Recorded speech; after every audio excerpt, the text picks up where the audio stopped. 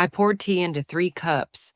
Like every other year, I believed I'd be wrapped in warm birthday wishes. But this year, no one came. I drove to my son's house hoping it was just a misunderstanding. The lights were on, the door was open, laughter spilled from the living room. And then I saw it, he was raising a glass for a birthday toast to his stepmother amid the applause of the whole family. I stood there holding the gift I had spent a lifetime preparing. A gift worth nearly $1 million, the money I'd saved for years, just to one day gather with my children and celebrate a warm, simple birthday like a real family should. But instead, I was left behind on my own birthday, not because they forgot, but because they chose someone else, someone who had gradually replaced me quietly but surely. At that moment, I understood some pains aren't accidents. They're the result of things we deliberately refuse to see. I didn't cry, I didn't beg, I didn't cling. I just returned to the small house where I'd lived alone for many years on the second floor above a little book cafe. I am Gerald, an ordinary woman living a simple life surrounded by coffee and books, but I am not weak. Before opening the cafe, I had invested in a small publishing house. Years later, those shares were bought out. I'm not rich, but I have enough to live on. In this space filled with the aroma of roasted coffee, the sound of pages turning, and the soft glow of warm lights, I found the peace that the outside world could never offer. The cafe is never too crowded, but just enough to stay afloat. I don't need chaos, I don't need fame, just familiar guests who stop by to read, sip coffee, and occasionally pet the sleepy cats curled up on cushions in the corner. Each cat I've taken in has its own story. One was found in the rain, soaked and shivering. Another abandoned in a barren lot. One was injured skin and bones from hunger. I brought them home, cared for them, healed them, and then they stayed, like quiet, complete pieces of my soul's home. I don't have many friends, no one to talk to each night, but every soft meow, every gentle nuzzle at my feet from the cats is enough to remind me I'm not alone. I used to believe that with this little haven with books, coffee, and the cats, I would be complete. But being a mother is another part of me, and that part has never stopped aching. Logan and Luna, my 2 children. They are my blood, the ones I once cradled, stayed up all night for when they had fevers, the ones I hoped would always hold on to the truth that a mother and her children are forever. But things are no longer the same. For years now, I've felt the distance forming. At first, fewer phone calls, then short, dry messages, brief visits, until all I could see in their eyes was coldness, and all I could hear in their voices was irritation. My children didn't turn their backs on me in a day. They learned how to leave me slowly in silence. I've never been the kind of mother who gives money freely, I know that, but I never thought that would make them walk away so quickly. I believe children should learn independence. I can't be an ATM just because they ask. When Logan said he wanted to borrow money to start a business but had no clear plan, I said no. When Luna wanted to quit her job to travel and find inspiration, I couldn't support funding a vague dream. I didn't hate them. I wasn't cold. It's just that I had struggled because no one taught me how to save, how to push through, and I didn't want them to walk that same path. I thought I was doing the right thing, but maybe I was too rigid. Maybe they needed me to be softer, more understanding, but they never said that. Instead, they gave me resentful looks every time I said no. Then came the silence between texts, the indifferent greetings during holidays. I started to feel like a stranger in my own family. Every time I tried to open up, start a conversation, invite them to dinner, ask how they were doing, it always ended in awkwardness and forced smiles. Logan would steer the topic elsewhere. Luna would respond with a smirk, as if I was bothering her. I used to think that if I were patient, things would get better. But the truth was, I was being cut out of the lives of the very people I once held in my arms, the ones I had vowed to protect until my last breath. And the most painful part? They didn't even feel guilty about it. To them, keeping their distance from me was simply natural. I was never a perfect mother. I have my limitations, but I never stopped loving them. It's just that the more I loved, the more powerless I felt. And I began to wonder, is a mother's love truly unchanging, or is it just a one-sided belief I've been clinging to all along? My birthday came, but my heart felt heavier than ever. For days I had been waiting for something, just a tiny miracle, a faint hope that my children would show up, hug me like they used to, and say happy birthday with that sparkle in their eyes. But that morning, the house was silent, eerily so. No doorbell, no message, no child standing at my doorstep, just me staring quietly out the window into the empty yard, feeling a deeper emptiness growing inside me. I knew they wouldn't come. A part of me had sensed it for a long time, but a mother's heart never stops hoping. To fill that void, I decided not to stay home. I forced a smile, put on a touch of lipstick, and wore the dress they once told me made me look 10 years younger. Then I went, with a few close friends, to an upscale restaurant nearby. I chose that place thinking if there were any miracle, maybe just maybe they'd surprise me and show up. But what I couldn't have predicted was that walking into that restaurant would deliver the most devastating blow of my life. Right at the table I had reserved a birthday party was in full swing. Balloons, candles, cake, and bursts of laughter. But it wasn't for me. The party was for my children and the woman who tore my family apart, Maya. I stood frozen. My heart felt like it was being crushed. Right before me were the faces I knew so well, Logan and Luna, the two children I had devoted my youth to raising, laughing and clinging to Maya like she was the only mother they'd ever known.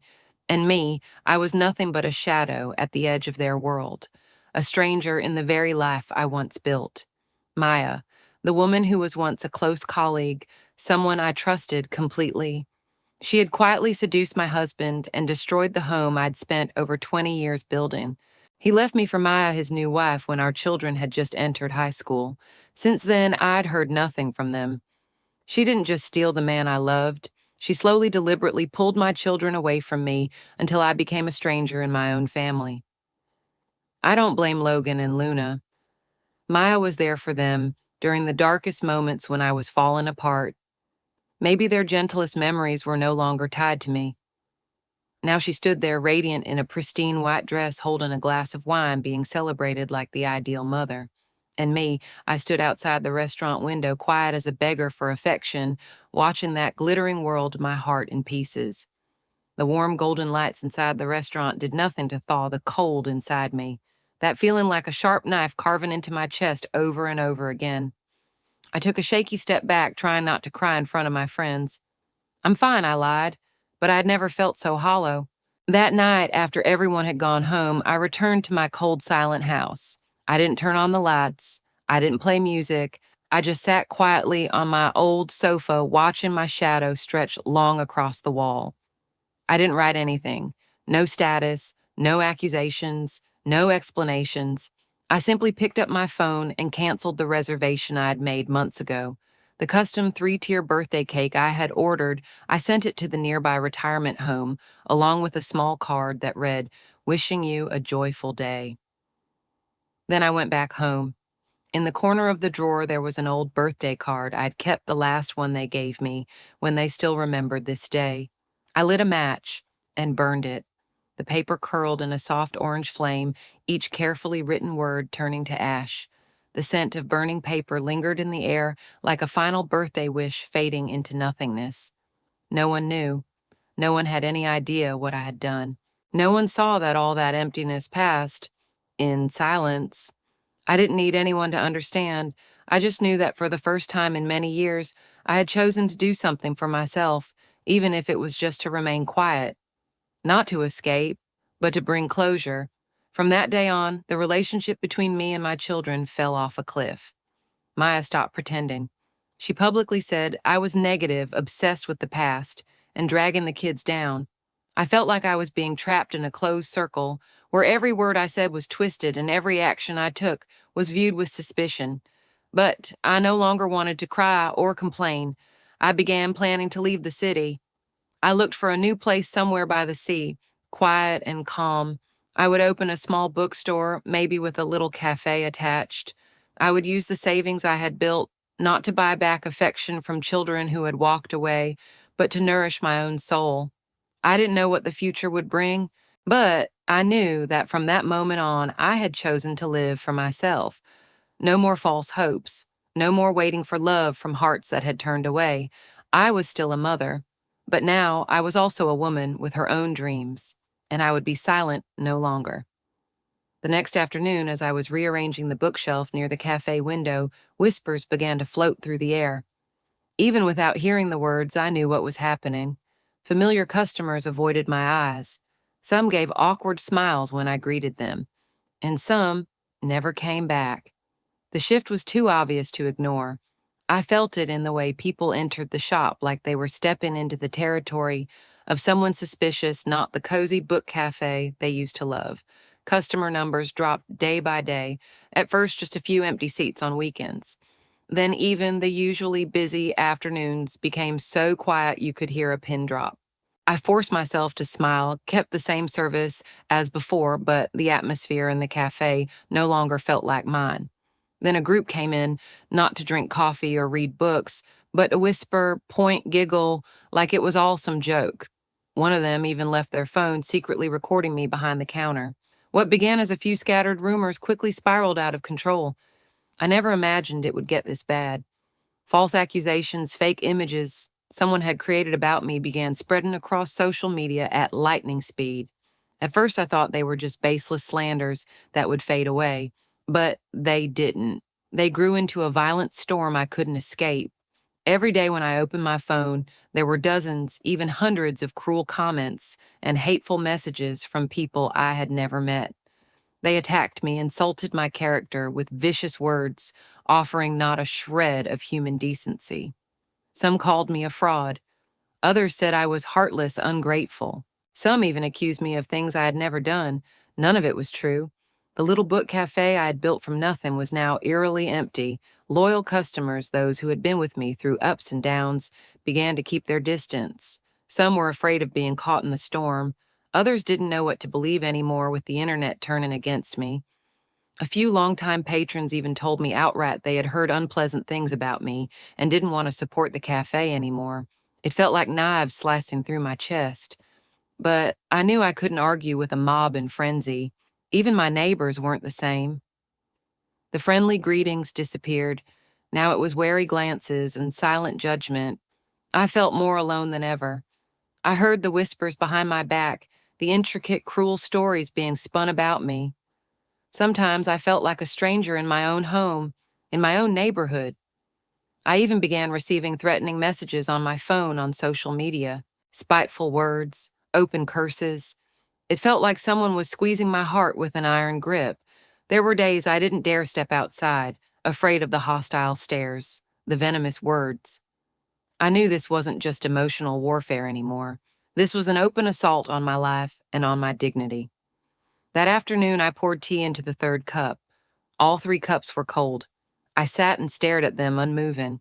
The thin steam had long since vanished, leaving behind a strange emptiness inside me. I suddenly asked myself, why had I poured tea 3 times, yet never once taken a sip? And then I understood they weren't just 3 cups of tea anymore. They were 3 chances I had tried to hold on to.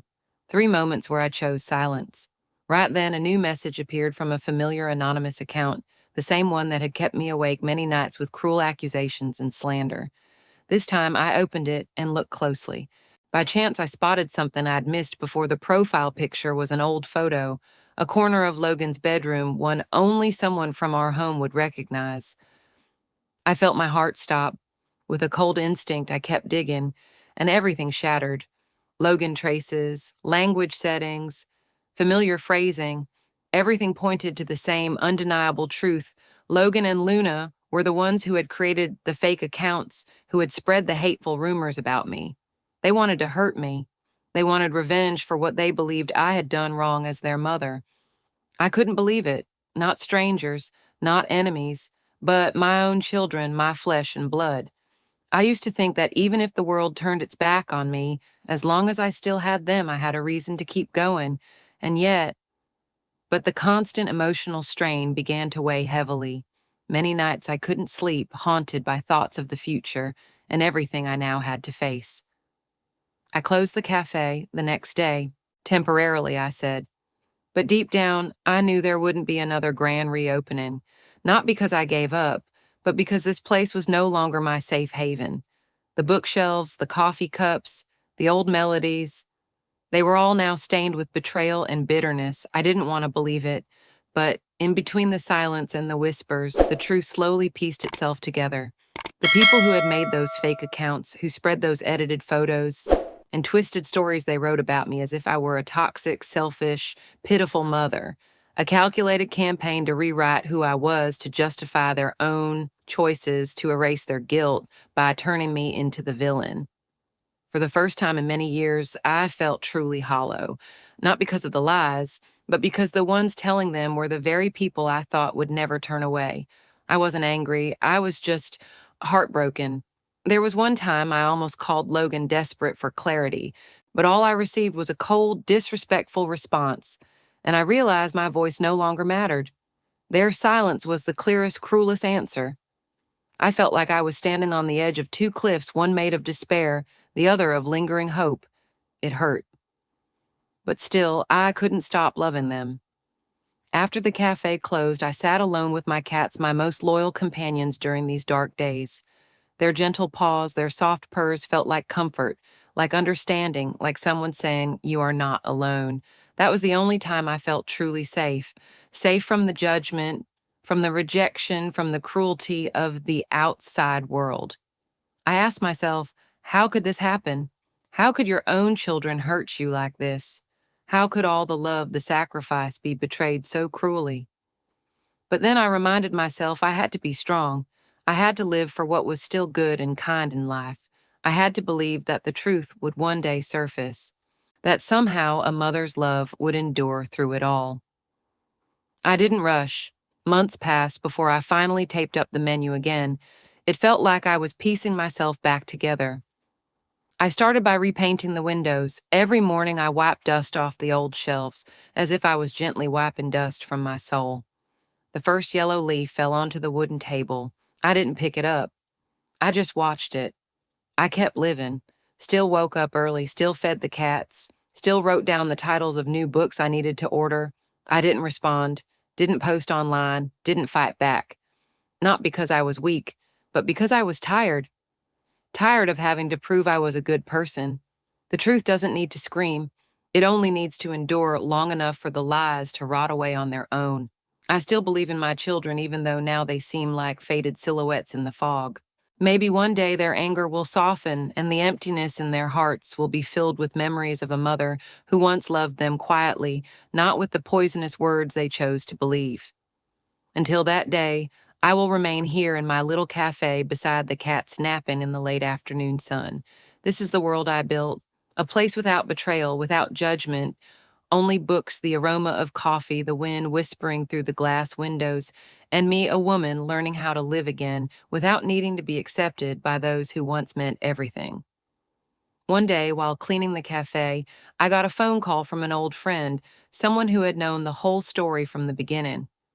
He said he would help me investigate the fake accounts and the false information being spread. That small gesture of kindness was like a faint glimmer of light in the darkness, giving me the strength not to collapse. I began thinking about how I could face all this, how I could fight to protect my dignity and the life I had built. I also decided I would, little by little, try to reach out to Logan and Luna, though I knew it wouldn't be easy. I wanted to understand their pain, their wounds, and maybe one day we could heal this broken family.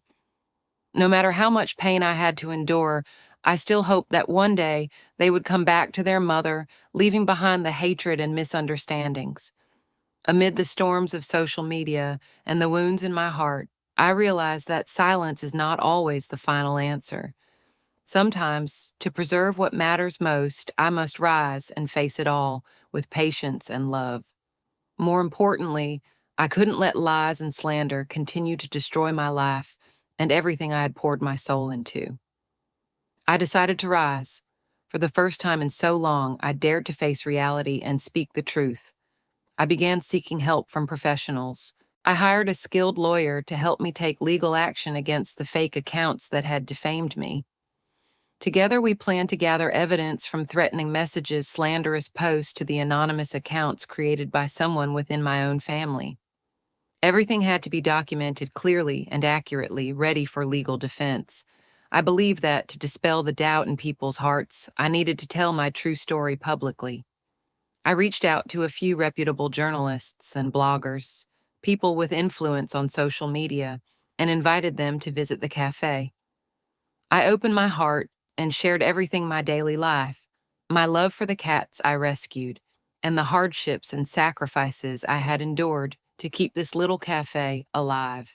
The journalists and bloggers saw the warm space, witnessed the kindness in my actions, and felt the sincerity in every word I spoke. Their articles and videos were quickly posted on social platforms, creating a wave of empathy and support from the community. People began to understand who I really was and what I had gone through. The rumors slowly faded, replaced by truth and compassion. I received messages of encouragement, heartfelt words from strangers, and returning customers who came back with trust and renewed support. Alongside media outreach, I also launched my own social media campaign. I began sharing simple but honest stories from my life about caring for cats, conversations with loyal customers, moments of joy and sorrow inside the cafe. I posted photos of rescued cats, warm moments inside the shop, and little stories filled with love and meaning. Every post, every image held the affection and sincerity I poured into this life. I didn't hide the pain I'd gone through, not even the betrayal from my two children. I wanted people to see the real me, not the distorted version created by baseless gossip. Gradually, my social media followers grew. They became companions, supporting me on this journey to reclaim truth and peace. Every comment, every share became a source of strength that fueled me to keep going, to keep loving and believing in life. I understood now not everything is easy, but patience, honesty, and truth, those are the most powerful weapons I have. I know the road ahead will still be full of challenges, especially when it comes to rebuilding the relationship between me and Logan Luna. But I'm no longer afraid. I believe that as long as I have the courage to face the truth and speak it out loud, as long as I hold on to love and forgiveness, then one day everything will begin to heal. And so, step by step, day by day, I've been rebuilding my life, not just for myself, but for the ones I still love, and for the little cats who share this cafe with me. Life moves on, and I won't let anyone or anything bring me down again. When I chose to rise, I knew the path ahead wouldn't be easy. I knew the challenges would be far greater than I ever imagined. The battle with Logan and Luna wasn't just one inside my heart, it became a legal and media war, harsh and relentless. I entered that storm with both courage and conviction, knowing full well I was facing my own children.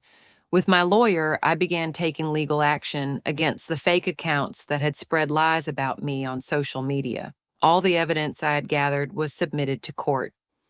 At first, Logan and Luna denied everything or remained silent, but with legal support and undeniable proof, one by one, the fake accounts were shut down and the defamatory posts were removed. These were important steps in reclaiming a sense of justice.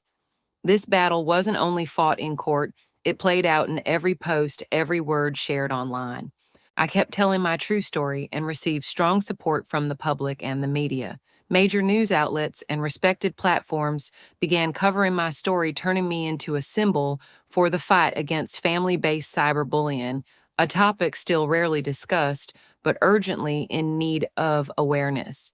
The spread of my story not only helped people understand and empathize with me, it also placed enormous pressure on Logan and Luna. My two children, who had once hurt me so deeply, became the focus of harsh public backlash. Harsh criticism, judgment, and disappointment poured in across forums and social media, completely upending their lives. I heard from mutual acquaintances that Logan and Luna were now going through struggles not unlike mine. Even so, I felt no joy or satisfaction in their pain. On the contrary, it broke my heart further. I still hoped for a chance to talk with them to heal what had been broken. But for now, justice and truth needed to be upheld before healing could begin. During this time, I became even more determined to stay strong and keep moving forward. The book cafe gradually welcomed more and more customers again, many bringing with them empathy and a newfound respect. My little cats remained by my side, my most loyal friends, bringing comfort and joy through each day. Life has never been easy, especially when betrayal and heartbreak come from the ones you love most. But I know I'm not alone. I have a community, I have the law, and I have the resilience to overcome it all. This battle isn't over, but I believe justice will prevail, and true love, will one day mend even the deepest wounds. The legal and media storm was no longer mine alone. It had become a harsh trial for Logan and Luna as well. I heard that after the truth came to light, both of them lost their jobs. Not just one, but two companies they had worked for sent termination letters, unwilling to associate with the scandal. Their betrayal and slander of their own mother, no matter what reasons they believed they had turned society against them. They also lost close friends. People who once stood by their side suddenly turned cold. Social media buzzed with criticism and disappointment, leaving Logan and Luna isolated in the very circles they used to belong to. I knew the loneliness and shame now surrounding them. It was a pain only betrayal can bring. I even heard that Logan and Luna had begun to realize the truth. The mother they tried to destroy had become the one who stood strong in the end. The mother who didn't just suffer in silence, but rose up to defend her honor out of love and the pursuit of justice. That truth forced them to face their guilt and perhaps to feel real remorse. But I chose to keep my distance, to give each of us time to reflect, to let them truly understand the weight of their choices and their consequences. I haven't shut the door on love completely, but I won't open it easily either, because love must be built on respect and truth, not on wounds still left to heal. Gradually, with persistence and unwavering effort, I restored my reputation. The little book cafe I cherished began to return to normal, even growing busier with each passing day. People who once valued and respected me came back bringing sincere support and renewed trust. One quiet morning, as the sunlight touched the cafe window, a stranger walked in. He moved silently along the old bookshelves, his fingers brushing the worn spines as if searching for something long lost. Eventually, he stopped at a thin book, then stepped up to the counter, smiling gently as he handed it to me. Before leaving, he paused. With a warm but slightly trembling voice, he said he had read one of my posts months ago, the one about pain choices and the decision to rise again from the ashes. He shared that at that time, he and his wife had nearly given up on their first child due to overwhelming pressure from family and circumstance. But my words, my quiet courage, had given them a reason to hold on. "Thank you," he said, "for not staying silent. You didn't just save yourself, you helped us believe that pain can also be a beginning." When the door closed behind him, I stood there in stillness. In that moment, I realized the things I wrote, the truths I was once terrified to admit, were never just mine alone. They were shared wounds, and when one person dares to face them, others may find their voice too. I am no longer the woman who broke under abandonment. I am a small candle, but sometimes even a small flame is enough to help someone out there find their way home. I sat in my old dress, afternoon sunlight pouring through the glass, beside a sleeping cat. No birthday, no miracles. Yet I had come alive again in that moment of peace. My story was no longer just personal. It became a source of inspiration for many. I was invited to speak at events, on television programs, to share my journey of overcoming hardship, betrayal, and rising again with my own strength.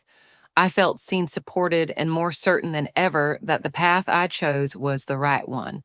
Though my family ties remain frozen and distances still linger, I've learned to let go of the burden inside my heart.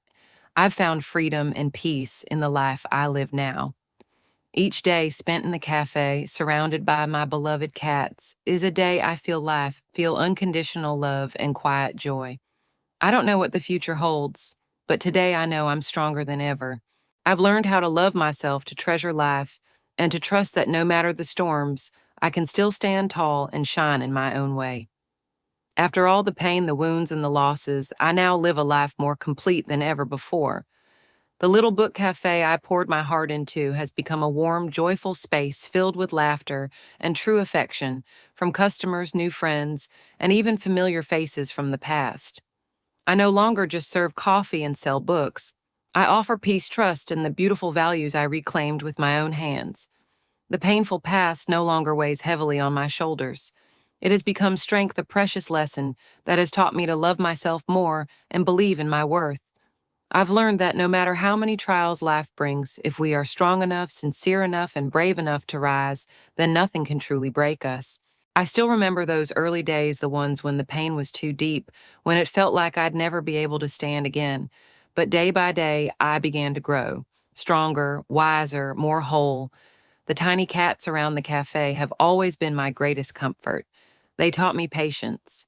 They taught me what unconditional love truly means, love that asks for nothing in return.